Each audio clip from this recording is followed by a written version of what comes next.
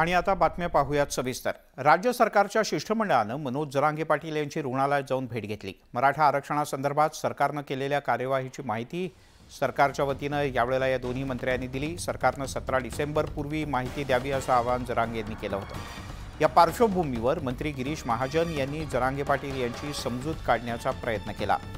सरकारला मराठ्यांना टिकणारं आरक्षण द्यायचंय, त्यामुळे जरांगे यांनी 24 तारखेच्या अल्टिमेटमबद्दल फेरविचार करावा आणि सरकारला वेळ द्यावा अशी आग्रहाची विनंती महाजन यांनी केली।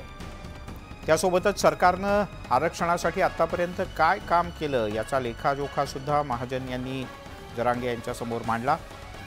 दरम्यान जरांगे आपल्या मागण्यांवर ठाम असून उद्याच्या बैठकीत सरकारच्या या नव्या प्रस्तावाबद्दल चर्चा करू असं त्यांनी म्हटलंय। यासोबतच जरांगे पुन्हा एकदा छगन भुजबळ आणि मुख्यमंत्री तसंच दोन्ही उपमुख्यमंत्री यांनी त्यांना समज द्यावी असं म्हटलंय।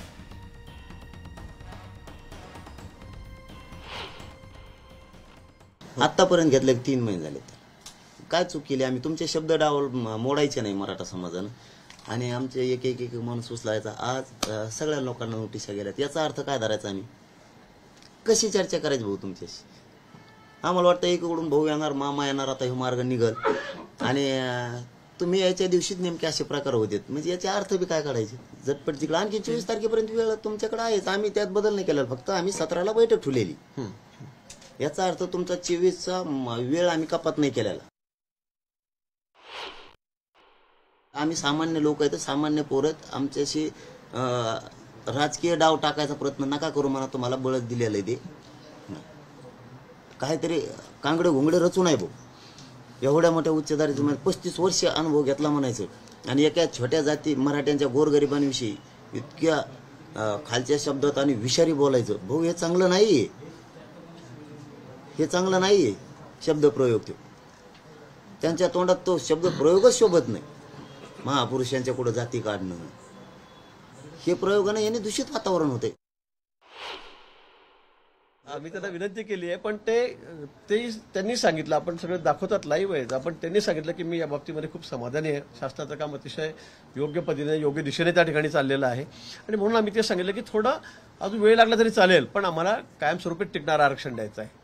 वेळ लागण्याचं कारण हेच आहे की आम्हाला कुठे याच्यामध्ये अजून पुन्हा ते नाकारलं गेलं, फेटाळलं गेलं असं होता कामा नये, ही शासनाची प्रामाणिक इच्छा आहे आणि म्हणून आता एवढं अंतिम टप्प्यामध्ये ते आलेलं आहे आणि असं असताना अल्टिमेटम वगैरे ठीक आहे, पण आपल्याला शेवटी समाजाचं हित बघायचं आहे, त्याला त्या गोष्टीचा फायदा कसा होईल ते बघायचं आहे आणि त्यासाठी आम्ही त्यांना विनंती केलेली आहे।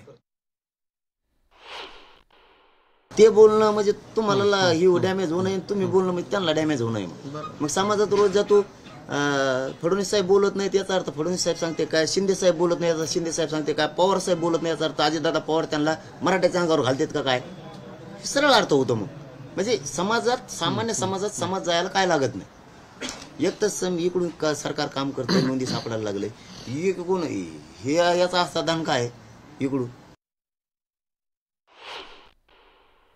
भुजबळ साहेबही आमचे ज्येष्ठ नेते आहेत, त्या बाबतीमध्ये सीएम साहेबही त्याच्याशी बोलले, देवेंद्रजी त्याच्याशी बोललेत, अजितदादाही त्यांच्याशी बोलतायत। मला वाटतं ते खरं आहे कुठेतरी मी जरांगे साहेबांना तेच म्हटलं, जरांगे पाटलांना मी सांगितलं की आपल्या दोन्हीकडून थांबवा, दोन्हीकडून थांबलं म्हणजे मग शब्दाने शब्द निघतो, आर्यधिकार निघतो। आम्ही त्यांनाही सांगितलेलं आहे, मी स्वतः विनंती करणार आहे भुजबळ साहेबांना, माझे त्यांचे चांगले संबंध आहेत, त्यांनाही मी सांगितलं की आता हे कुठेतरी थांबलं पाहिजे, कारण कुठेही समाजामध्ये दुही निर्माण होता कामा नये। आपणही आणि भुजबळ साहेबही दोन्ही जण आता शांतता ठेवावी। आता आपलं जी मागणी आहे ते आता अंतिम टप्प्यात आलेली आहे। वळूयात अन्य काही बातम्यांकडे। गेल्या काही दिवसांपासून धारावीच्या पुनर्विकासावरून राजकारण तापलंय। शनिवारी उद्धव ठाकरे यांच्या नेतृत्वात मुंबईतल्या अदानींच्या कार्यालयावर मोर्चा काढला। यावेळेला ठाकरे यांनी उपमुख्यमंत्री फडणवीस यांच्यावर घणाघाती टीका केली। ठाकरेंच्या प्रत्येक आरोपाला भाजपनं जोरदार उत्तर दिलंय। जर धारावीमध्ये तुम्हाला एवढा म्हणजे माझ्या माहितीप्रमाणे 100 कोटीच्या वरती स्क्वेअर फूट हा टीडीआर म्हणतोय, 100 कोटीच्या वर, मग यांच्या पिढ्या बसून काही न करता हात न हलवता सुद्धा खात बसतील एवढा टीडीआर तिकडे मिळतोय। टीडीआर एफएसआयचे हिशोब हे उद्धव ठाकरेंना चांगले कळतात, त्याच्यामुळं भारतीय जनता पार्टी असे कधी हिशोब बिल्डर, कॉन्ट्रॅक्टर, टीडीआर, एफएसआय या गोष्टी संबंधित नाहीत। उद्धव ठाकरे मातोश्रीचा त्याचा अभ्यास आहे आणि म्हणून अदानी भेटले नाहीत। ते भेटण्यासाठी केविलवाणी धडपड, परंतु अदानीने यांना महत्त्व दिल्याचं वाटत नाही। धारावी पुनर्विकास प्रकल्पावरून अदानी समूहाचा एक खुलासा समोर आलाय। पारदर्शक पद्धतीने धारावी पुनर्विकास प्रकल्प आम्हाला मिळाला आहे। टेंडरच्या अटी शर्ती महाविकास आघाडी सरकारच्या काळात ठरल्या होत्या। प्रकल्पाविषयी चुकीची माहिती पसरवण्याचा प्रयत्न केला जातोय असंही या स्पष्टीकरणात म्हटलंय। पात्र ठरणाऱ्या धारावीकरांचं या जागेत आम्ही निश्चितपणे पुनर्वसन करू असंही त्यांनी नमूद केलंय।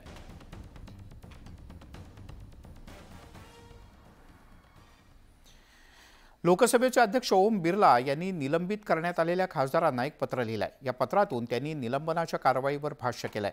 काही राजकीय पक्ष 13 खासदारांच्या निलंबनाचा संबंध 13 डिसेंबरच्या घटनेशी जोडतायत। हे दुर्दैवी आणि पूर्णपणे अन्यायकारक असल्याचं बिर्ला यांचं म्हणणं आहे। लोकसभेत 13 डिसेंबर 2023 रोजी झालेली घटना ही दुर्दैवी आहे।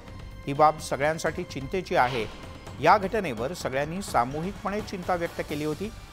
त्याच दिवशी मी सर्व पक्षांच्या नेत्यांची संसदेची सुरक्षा व्यवस्था आणखी मजबूत कशी करता येईल यावर चर्चा केली असंही बिर्ला यांनी या पत्रात नमूद केलंय।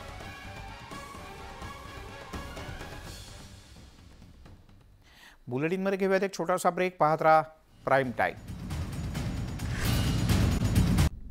आपण पाहताय प्राईम टाईम। नवं तंत्रज्ञान असलेल्या AI बद्दल सगळ्यात मोठं आव्हान आहे हे चांगल्या प्रतिभेची उपलब्धता आहे असं विधान इलेक्ट्रॉनिक्स आणि माहिती तंत्रज्ञान राज्यमंत्री राजीव चंद्रशेखर यांनी केलंय। जेव्हा आपण AIच्या बद्दल बोलतो तेव्हा माझी रात्रीची झोप उडते आणि ती म्हणजे या क्षेत्रात असलेलं प्रतिभेचं आव्हान पाहून। आम्हाला AI मध्ये मास्टर्स आणि PhD करण्यासाठी विद्यापीठांची आवश्यकता आहे।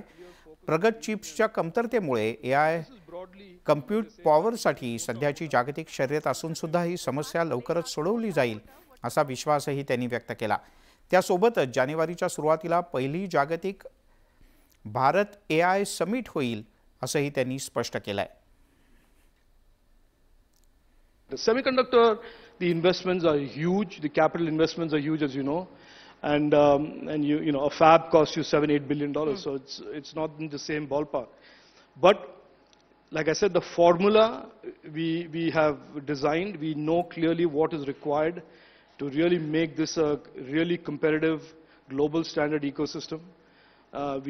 We want winners. We believe there will be winners out of the India AI ecosystem in the next 1 or 2 years, and we certainly know what it will take to make these winners succeed. यासोबतच prime time मध्ये इथेच थांबूया। ताज्या बातम्यांचा ओघ असाच सुरू राहील।